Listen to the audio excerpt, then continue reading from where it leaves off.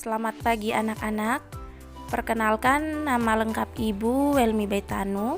Kalian bisa sapa dengan Ibu Welmi. Nah, di sini Ibu mengasuh mata pelajaran Bahasa Indonesia untuk kelas 7F, 7G, H, dan 7I. Oke, baik anak-anak. Sebelum kita membahas materi hari ini, mari kita berdoa terlebih dahulu.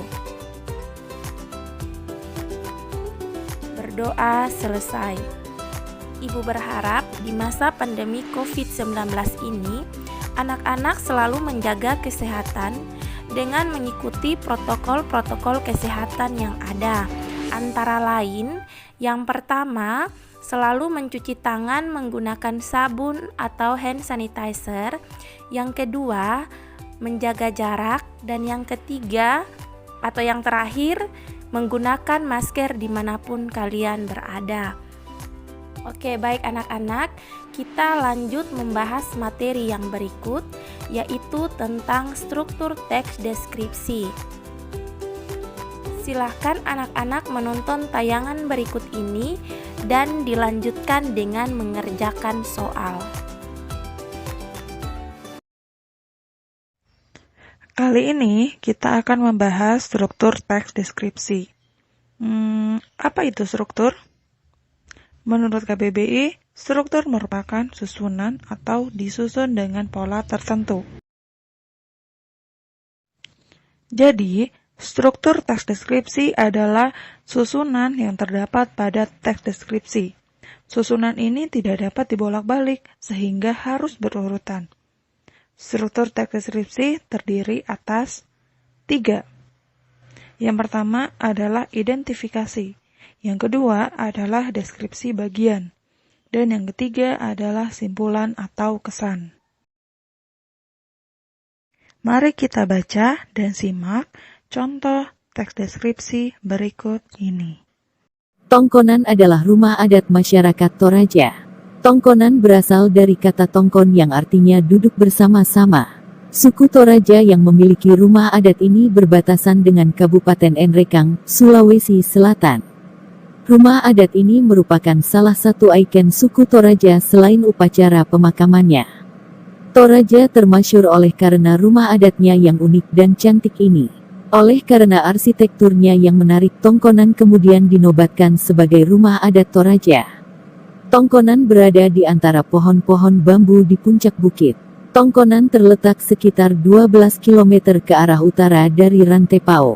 Memasuki Rantepao akan kita temui Tongkonan berjajar rapi dan indah seakan menyambut dengan ramah setiap pengunjung yang datang. Rumah adat yang satu ini terbuat dari kayu yang bagus dan dihias dengan apik. Hiasan terdapat pada sekujur badan rumah dan atap rumah.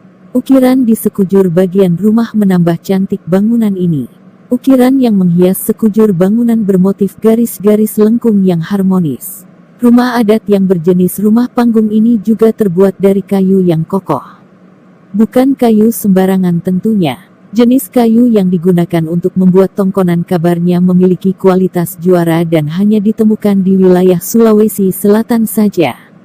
Tanpa vernis dan pelitur, kayu rumah Tongkonan tetap awet hingga ratusan tahun. Suku Toraja juga menghias atap tersebut dengan tanduk kerbau.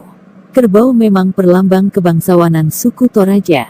Atap rumah Tongkonan melengkung menyerupai perahu yang terdiri atas susunan bambu. Demikian materi Tongkonan pembelajaran kita tersebut hari didekorasi ini. dengan Sampai sejumlah bertemu tanduk di kerbau yang ditancapkan di bagian depan pembelajaran rumah kita adat. berikutnya. Di setiap Sekian dan bangunan terima bagian kasih. depan Selamat terdapat pagi. deretan tanduk kerbau. Sungguh kaya warisan budaya Indonesia.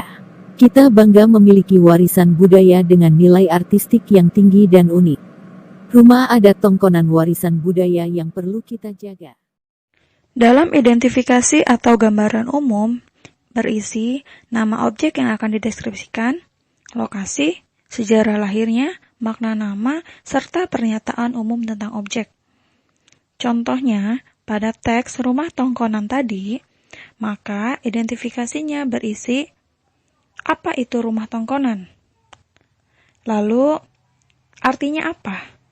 Berasal dari mana rumah Tongkonan itu? Serta makna dari rumah tersebut. itu adalah identifikasi, jadi pernyataan umum tentang objek tersebut. Dalam deskripsi bagian berisi perincian bagian objek, tetapi diperinci berdasarkan tanggapan subjektif penulis. Jenis pengembangan deskripsi bagian ini ada 4. Yang pertama, deskripsi bagian berdasarkan ruang. Yang kedua, deskripsi bagian berdasarkan bagian-bagian objek. Yang ketiga, deskripsi bagian berdasarkan proses. Sedangkan yang keempat, deskripsi bagian berupa pemfokusan. Dalam deskripsi berdasarkan ruang berisi perincian bagian-bagian ruang objek yang dideskripsikan. Misalnya, penulis mendeskripsikan bagian pintu masuk, bagian tengah, bagian belakang. Nah, perincian ruang juga dapat menyebutkan nama ruang-ruang dan cirinya. Jadi misalkan kalian mendeskripsikan sebuah rumah, maka kalian deskripsikan mulai dari ruang depan, itu ada apa saja. Misalkan ada kursi sebelah kanan, jam dinding di atas, atau ada vas bunga, dan lain sebagainya. Lalu di ruang tengah itu terdapat televisi, atau mungkin ada lemari buku, dan jelaskan juga lemari bukunya warna apa, terletak sebelah mana, menghadap kemana. Itu yang namanya perincian deskripsi bagian berdasarkan ruang. Jadi dalam ruang itu dideskripsikan lagi sehingga orang akan melihat, mendengar, ataupun merasakan hanya dengan membaca teks tersebut. Selanjutnya, deskripsi bagian berdasarkan anggota bagian-bagian objek. Berisi perincian bagian-bagian yang dideskripsikan. Misalnya kita gunakan objeknya adalah pantai. Dalam pantai itu terdapat banyak bagian. Misalkan digambarkan dulu bawah lautnya seperti apa, bibir pantainya bagaimana, lalu ombaknya sangat kencang atau biasa saja, lalu pasirnya berwarna putih apa berwarna hitam, pemandangan tumbuhan dan hewan pantainya seperti apa. Nah, itu adalah memerincikan sebuah objek berdasarkan bagian-bagian objeknya. Selanjutnya adalah deskripsi bagian berdasarkan proses sesuatu berlangsung. Pendeskripsian yang ini biasanya digunakan untuk sebuah acara. Jadi berisi perincian bagian awal, mulai meningkat, puncak atau inti, lalu penutup.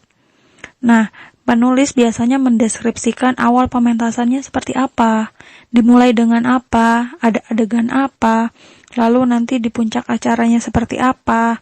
Nah, lalu yang terakhir adalah penutupnya. Yang terakhir adalah deskripsi bagian berupa pemfokusan. Pendeskripsian ini biasanya dari satu objek kita hanya mengambil satu atau dua objek, bagian objek yang disukai. Misalkan saja seperti ini. Seseorang mendeskripsikan sebuah perpustakaan. Lalu dia mendetailkan lagi, memfokuskan lagi kepada satu bagian, yaitu sudut perpustakaan. Lalu dia deskripsikan kenapa dia menyukai sudut perpustakaan tersebut. Apakah karena catnya, apakah karena kenyamanannya, apakah karena di sana ada kursi, apakah di sana ada buku-buku yang mudah sekali dijangkau, dan lain sebagainya. Struktur teks deskripsi yang terakhir adalah simpulan atau kesan. Berisi simpulan atau kesan yang ingin disampaikan penulis melalui objek yang dideskripsikannya. Demikian materi pembelajaran kita hari ini. Sampai bertemu di pertemuan pembelajaran kita berikutnya. Sekian dan terima kasih. Selamat pagi.